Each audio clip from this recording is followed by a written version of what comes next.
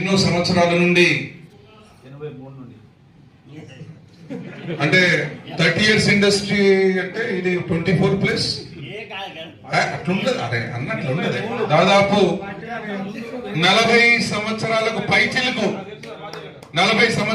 పైచిలుకు జాతి కోసం, జాతి భవిష్యత్తు కోసం అహర్నిశలు కష్టపడుతూ వాస్తవంగా కూడా వారి కుటుంబంతో నాకు అత్యంత సాన్నిహిత్యం ఉంది కాబట్టి నిజంగా త్యాగం చేసినటువంటి వ్యక్తి. ఆయన స్టీరింగ్ కమిటీ చైర్మన్ గా ఆయన సమన్వయం చూశాను, ఆయన ఓపికని కూడా నేను చూశాను కాబట్టి చెప్పాల్సినటువంటి బాధ్యత అధ్యక్ష ఈ కార్యక్రమానికి అధ్యక్షుడి మీద ఉంటుంది. కాబట్టి అలాంటి నాయకుడు రేపు రానున్నటువంటి జేఏసీ కాకుండా జాతి భవిష్యత్తు కోసం మనకు ప్రధానంగా అన్ని రకాలుగా అందుబాటులో ఉండి నడిపించేటటువంటి నాయకుడు గౌరవనీయులు steering committee chairman Bandari Kanakayya గారిని మాట్లాడాల్సిందిగా విజ్ఞప్తి చేస్తా ఉన్నాం.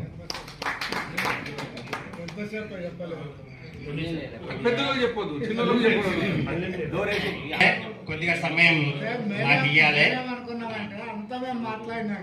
అధ్యక్షులు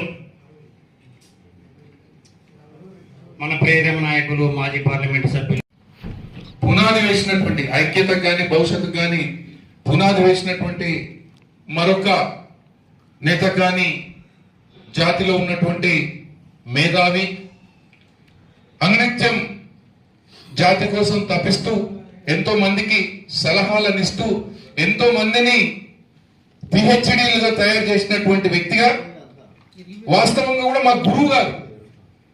నిజంగా మీకు తెలియని విషయం ఇది.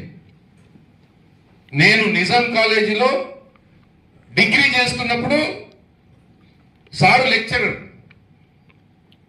మా గురువు గారు. అంటే వల్ల మీ అందరి దీవెనల వల్ల గురువు గారి పక్క కూర్చోనేటటువంటి అదృష్టం నాకు వచ్చింది. కాబట్టి నేను ఎప్పుడు కూడా సీనియర్లని నేను ఎప్పుడు చెప్తా ఉంటా, తప్పే ఉన్నది. వాళ్ళ త్యాగాల పునాదుల మీదనే ఇవాళ నేను ఎంపీ అయినా కాదా? తప్పేమున్నది?